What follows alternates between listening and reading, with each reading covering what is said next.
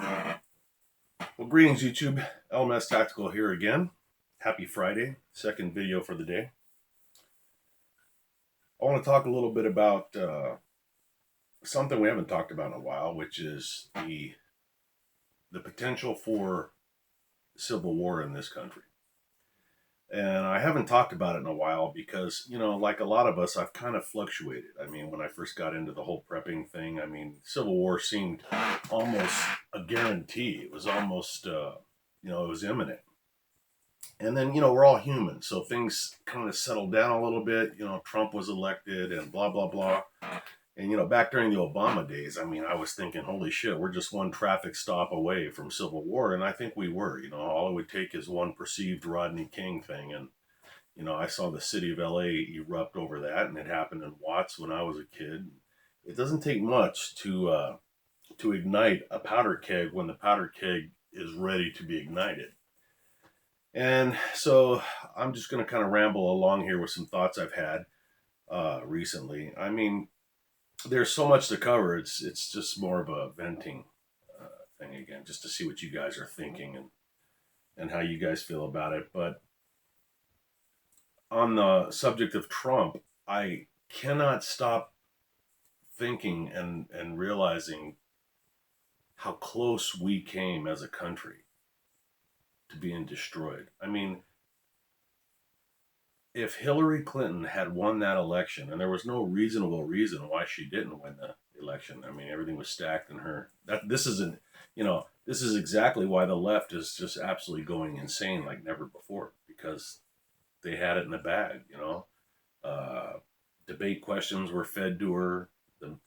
We've covered this all before. The media was endorsing her. Hollywood was endorsing her. There's no way. The schools were endorsing her. The colleges, higher education. There was no way for her to lose. So either this was divine intervention or just really good luck. But if America survives for a few more generations, this period in American history will go down as the closest we've ever come to losing this country. I mean, sometimes if you're bored, just think about what would be going on in America today if Hillary was the president. If she had been the president as long as Trump's been president. I mean, I think we'd probably be either just finishing or in the midst of a civil war, because I don't think that constitutionalists are going to go down easy. I just don't think so. Um, I'm pretty confident that that's the case. Wolverines. But and that's not because that's not to sound machismo or whatever the fuck. It's just that I think a lot of patriots, a lot of constitutionalists, military people like myself, we realize that some things are worth dying for. I mean, life is great, and I want to live as long as I can, as happy as I can, but there are things worth dying for. I would have died for my dog Charlie. I would die for my family members. I would die for this country. I would die to protect Donald Trump in a heartbeat, because there's more important things than me breathing and fucking eating another Twinkie and watching Dr. Phil. I haven't had a Twinkie in years. I just use that.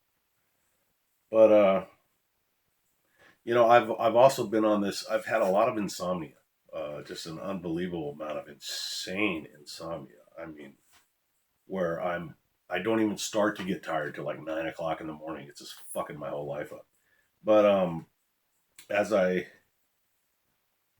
lie awake, man, I read and I watch videos and I learn about other parts of the world. And I've made videos before on the South African situation. Holy shit! If you guys are not aware of what's going on in South Africa in terms of the land grabs, and the genocide, the white genocide, the slaughter, the rape and torture and just mutilation of little white girls and boys and old white people, uh, you know, all perpetrated from a frenzied fucking population of Africans that's hell bent on revenge and theft for the years of apartheid.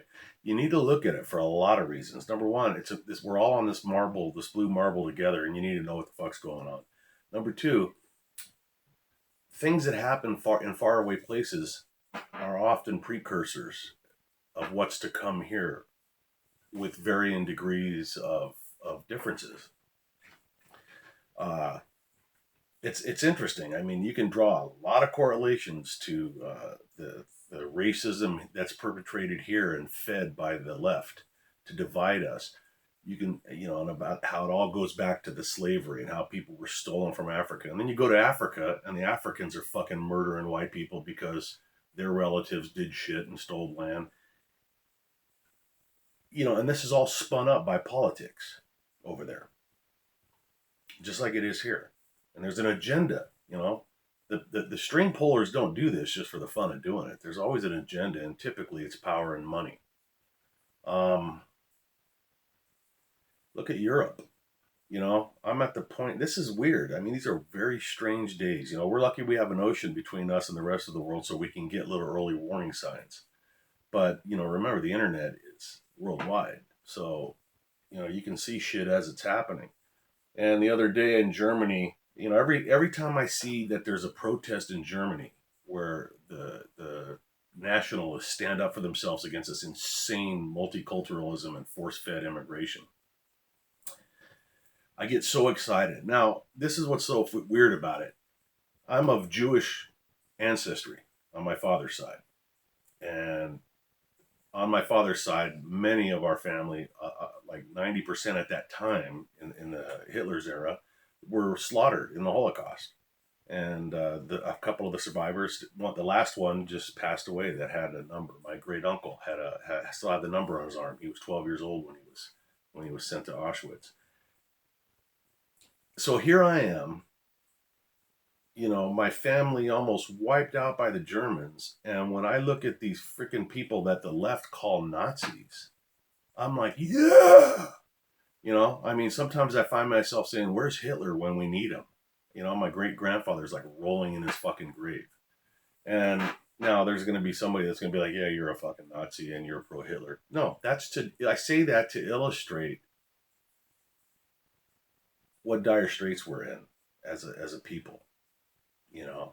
Um, Europe, it's either too little, too late. If they don't just fucking rise up and take their country back from these psycho fuckers like Angela Merkel, if they don't wrestle power from this fucking bitch and get their country back, they're gonna lose it. The United Kingdom, I have friends there. I've been there.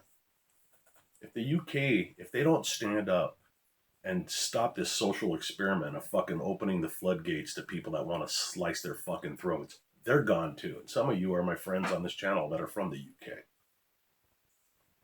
and Germany, as a matter of fact. But in America, you better have your shit together. I was visiting a bunch of websites with South Africans last night, and I came up with what I thought was words of wisdom, and they said something like, if you're white in South Africa and you don't have a gun and the training and the will to use it and a plan A, B, and C, then you're just a victim looking for a fucking time and a date. Well, the same goes for all of us, because anything is likely to spark.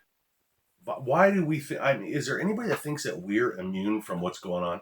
If you go on the internet and you look around, there's endless video of cities burning and people being slaughtered, and that's not an exaggeration. So, do we think we're immune from that? We shouldn't be. We shouldn't think that. Do we think that law enforcement and the government's going to protect us? Fuck no. It ain't going to happen. I wore a badge for fucking 30 years, man. Two different badges. And I'm telling you, it ain't going to happen. The cops are going to head home and try and save their family, and you're fucked. So you better have a way to defend yourself, and you better have the will to defend yourself so that you don't end up with a broomstick shoved up your asshole sticking out of your mouth. Those are real pictures that I've seen of victims in South Africa. Sorry to be graphic, but that's the reality. I'd rather be graphic and hurt your fucking feelings than hide the truth from you. And quite frankly, for all my South African friends, when I read the comments on those videos and pictures of the horrific shit going on, sometimes I think you guys are pretty naive. God bless them, but sometimes you hear them say, "Oh, I can't do a South African accent," but it's like, "Oh, it's so dreadful." It's an English accent, I know. So dreadful. pray for us and hopefully the sun shines again over Piccadilly. I know that was England. But you people need to get fucking mad. You need to get mad and either get the fuck out or get the fuck busy figuring out what you're going to do when the hordes of zombies come after you. Those motherfuckers are just, for people that want to see what it's going to be like in the inner city here if shit hits the fan, which is 50-50, man. It could happen anytime. Go watch some of these fucking people get interviewed. You know, they got all these African guys that are just, you know, they're so giggly and giddy about slaughtering people they can barely make a sentence. They love it. Fucking bloodlust. You know, it's unbelievable. So if you live in a city, you better have an exit plan and you better keep your ear to the fucking railroad, man, and figure out what's coming and when it's coming so you get the fuck out. Don't form a plan when you see smoke start rising on the horizon because that's too late. Have your shit together. Have food. Have water. Have a plan. Have a place to go, whether it's a fucking bug out place or somebody else's place that at least you have more people that have more weapons and have more food. Have your shit together. Have gold. Have silver. Have something so that you can fucking stay off of the system and do your own bartering and shit. I hope it doesn't happen, but if it does, is it going to last a day, a week, a month, a year? Is it going to be an EMP or a solar flare and it's going to last for the next fucking 50? I don't know. I don't want you to be paranoid, like I've said, and I've made videos about this. You don't live your life paranoid about this shit, you know? I'm looking at a fire extinguisher over here. I'm not paranoid about fires, but I've got fire extinguishers pre-positioned. And I know what to do when I smell smoke. But I'll tell you what, if I smelled smoke and I didn't have a fire extinguisher and there's no electricity, no way to call for help, forming a plan when the fucking flames are licking at my feet is kind of stupid. That's how people panic and then they end up dead.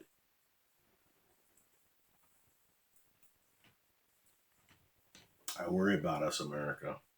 I worry about us because I don't think the average Joe who's sitting in traffic trying to make it through the fucking day to get to the weekend so he can fucking pretend like he's free for a couple of days and then go right back to the salt mines. I worry that they don't have the fucking time or the inclination to get their shit together. It starts in here and in here. Do I think you should all be killers? Fuck no. I'll tell you something I just told a friend of mine. There's a poster. I love it, and I don't expect half of you to even understand what I'm talking about. Not because you're stupid, but because I'm kind of weird, and I see a lot of shit in detail. And I'll leave the video with this. There's a poster, and I think it originates with the SEALs or some special operations group, special forces type deal, SOCOM. And it's basically two guys getting ready to tailgate out of the back of an airplane. You know, parachute into combat or wherever the fuck they're going. And it's a fist bump. And one guy says, if you can't be safe, and the response is, be deadly. When I look at that, for some reason, I was talking to my daughter about this, that poster and that saying exemplifies who I am in terms of not being a badass jumping out of airplanes, but that's how I live my life. I don't want to be paranoid. I want to be safe. I want your family to be safe. And if you can't be safe, I want you to fucking turn on the fucking inner monster and start slaughtering motherfuckers. Not because you're afraid to die, not because you're a homicidal maniac, but don't ever give your life up because some cocksucker wants you to. That ain't gonna fucking happen. If you have it in here, and you have it in here, and you have the fucking will and the strength and the know-how. And part of this and all this hardcore shit is avoiding the problem. Yeah? I mean, you avoid the fucking conflict. I'm 56 years old. I ain't looking to go out and fucking take on hordes of zombies. But if the hordes of zombies somehow make it up my fucking driveway, I'm going to stack those motherfuckers up. And that's the way it's got to be. Anyways, what do you guys think about this? Don't mean to start the weekend on a downer. Happy Labor Day, man. Enjoy your fucking day off. You guys deserve it. You earned it. Do something fun. Don't get all down watching videos like this. Watch it and then go watch a fucking giggly, googly, happy video and enjoy your life. All right. Anyways, you guys take care. Elvis Tactical, I'm out.